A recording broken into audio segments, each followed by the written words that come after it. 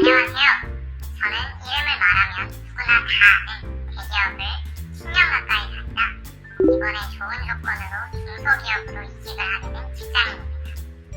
대기업에서도 만족하며 생활을 하였지만 조금 더 다이나믹한 환경에서 주도적으로 팀을 이끌며 일을 하고 싶어서 이직을 결심하게 되었습니다. 이직 조건 또한 만족스러웠고 하지만 이직의 설레임과 기쁨도 잠시 성과를 내야 한다는 부담감과 조급함이 몰려왔습니다. 회사 내에서도 저에 대한 기대감이 상당히 커서 더욱 부담이 되는 것이 사실입니다. 이전 기업에서는 일에 대한 포지셔닝이 확실하고 뾰족하였지만 이직을 하고 보니 스페셜리스트에서 제너럴리스트가 되어가고 있는 느낌도 드는 것이 사실입니다. 이렇다 보니 부담감과 조급함이 계속 저를 억누르고 있습니다. 어떻게 하면 이 부담감에서 벗어나 더 나은 성과를 도출해낼 수 있을까요? 네, 저도 사실은 쭉 커리어 여정길을 오면서 한 3번 정도 굉장히 큰 이직을 했었기 때문에 굉장히 와닿는 그런 느낌인 것 같습니다. 특히 이제 뭐 경력이 한 10년 정도 됐으니까 이분을 채용하고 이렇게 영입을 하는 조직에서는 뭐 무조건 오자마자 좀 성과를 낼 수 있지 않을까라는 기대도 이제 상당히 있고, 또 이분 같은 경우는 굉장히 잘 짜여진 대기업에 있다가 조금은 뭐 시스템이라든가 프로세스가 조금은 덜하지만 그래도 본인이 조금 더 주도성을 갖고 처음부터 끝까지 일을 좀 할 수 있는 좀 작은 스케일의 기업으로 이직을 하신 것 같습니다. 네, 그래서 우선은 본인의 이런 약간 좌절스러운 느낌 또는 약간 다운이 된 이런 느낌을 좀 내려놓고 뭐가 정말 나의 이런 느낌의 또는 이런 감정의 원인일까라는 거에 좀 초점을 맞춰서 생각을 해보셨으면 좋겠습니다. 네, 오늘 사연 주신 분께 3가지 제안을 드리고 싶습니다. 그래서 첫 번째는 이제 일을 하기 위해서 필요한 사람들, 그리고 내가 일을 하는데 영향을 미치는 사람들, 우리가 흔히 말하는 뭐 이해관계자라는 얘기를 많이 하고요. 그다음에 일을 하는데 필요한 사람들은 좀 협력관계를 좀 잘 구축해야 되는 이제 그런 사람들입니다.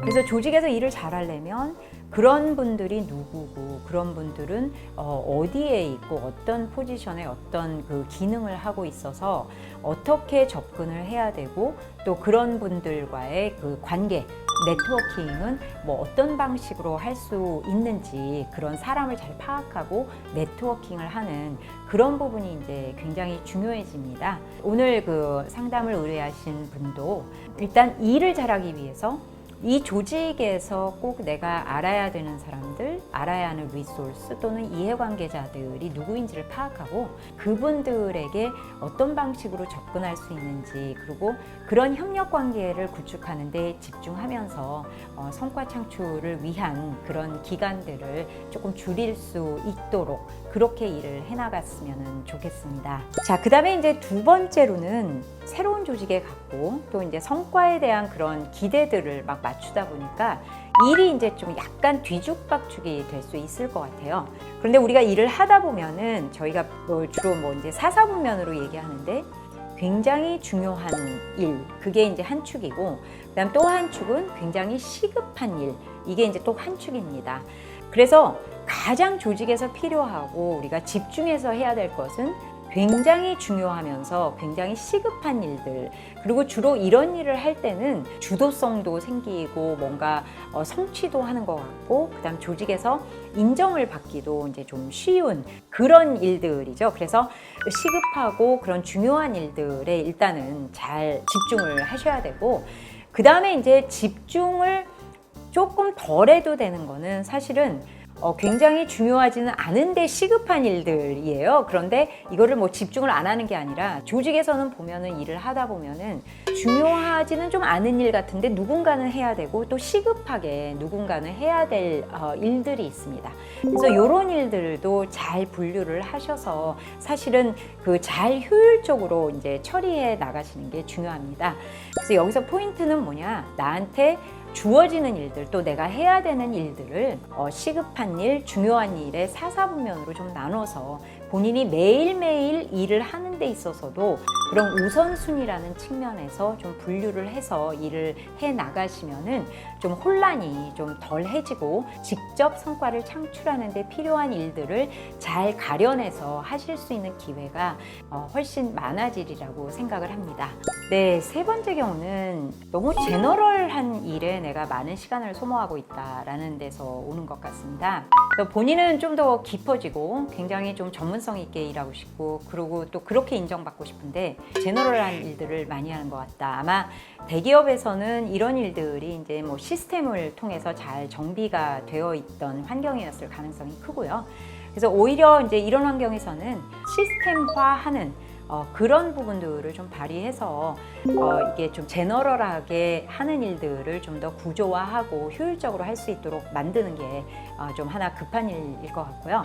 그다음에 이제 뭐 제너럴리스트, 스페셜리스트 우리가 이야기를 많이 하는데 뭐 흔히 뭐 정의는 그렇죠. 스페셜리스트는 한 가지 분야에 굉장히 전문성 있고 또 깊은 그런 경험과 통찰력을 가지고 전문성이 있는 사람을 스페셜리스트. 제너럴리스트는 사실 그냥 누구나 할 수 있는 그런 제너럴한 일을 하는 게 아니라 두루두루 여러 분야를 섭렵해서 두루두루 인사이트를 가지고 다 연결해서 성과를 내는 데 있어서 굉장히 임팩트 있는 그런 성과를 내게 만드는 사람이 제너럴리스트입니다. 그래서 조직에서 보면 대표적인 제너럴리스트는 CEO입니다. 근데 이제 CEO들 이렇게 보면은 사실은 또 뭐 제너럴리스트 트랙이라는 거를 가지고 뭐 제너럴하게 성장을 하시는 게 아니라 또 각자의 분야에서 굉장히 전문성을 가지고 일하시던 분이 이제 여러 분야에 대한 인사이트를 이 섭렵하고 또 가지고 계시고 있다라는 역량과 잠재력을 검증받으시고 이제 CEO가 되시는 거죠. 성과를 내기 위해서 모든 분야를 굉장히 인사이트 있게 섭렵할 수 있고 또 연결을 할 수 있는 그런 능력이 있기 때문에 CEO로 되는 것입니다. 그래서 이제 여기서는 어떤 의미냐면 요즘 우리가 이제 T자형 인재를 얘기를 많이 하죠. 자기가 그 전문성이 있는 분야는 굉장히 깊게 들어가서 거기는 전문성 있는 통찰력을 발휘를 할 수가 있고 그 다음에 그 일 성과 창출에 필요한 여러 부문들을 섭렵하고 연결하는 그런 역량과 잠재력을 가져야 이제 우리 미래의 리더십이나 아니면 미래의 리더로서 이런 그 조직을 이끌고 또 성과를 내는데 가장 효과적일 것이다 하는 이제 새로운 인재상으로 이제 T자형을 많이 이야기를 하죠. 본인이 지금 굉장히 뾰족하게 전문성도 쌓아오셨지만 지금 이제 섭렵을 하는 그런 의미에서 조금 작은 스케일의 조직으로 오셨으니까 여러 그런 기능이나 부문들에 대한 좀 터칭도 하고 경험도 하시면서 좀 부문들을 섭렵하실 수 있는 그런 제너럴리스트로서의 그런 경험도 좀 귀중하게 소중하게 생각하면서 쌓아가시고 그래서 이제 T자형 인재가 된다라는 그런 목표를 가지고 좀 잘 적응을 해나가시는 것이 어떨까 합니다. 충분히 이해가 됩니다. 그리고 특히 이제 경력직으로 이직을 하게 되면은 정말 부담이 크거든요. 근데 제가 오늘 말씀드린 세 가지 네트워킹, 그 다음에 4사분면 기억나시죠? 그 중요한 일, 시급한 일, 일을 잘 분류해서 우선순위 정해서 하시고 마지막으로 내가 T자형 인재라는 그런 목표를 가지고 실제 제너럴하게 하는 일들도 굉장히 가치를 부여하면서 본인의 커리어 성장이나 아니면 커리어 목표를 성취해 가시는데 중요한 기회로 잘 활용을 해나가셨으면 좋겠습니다.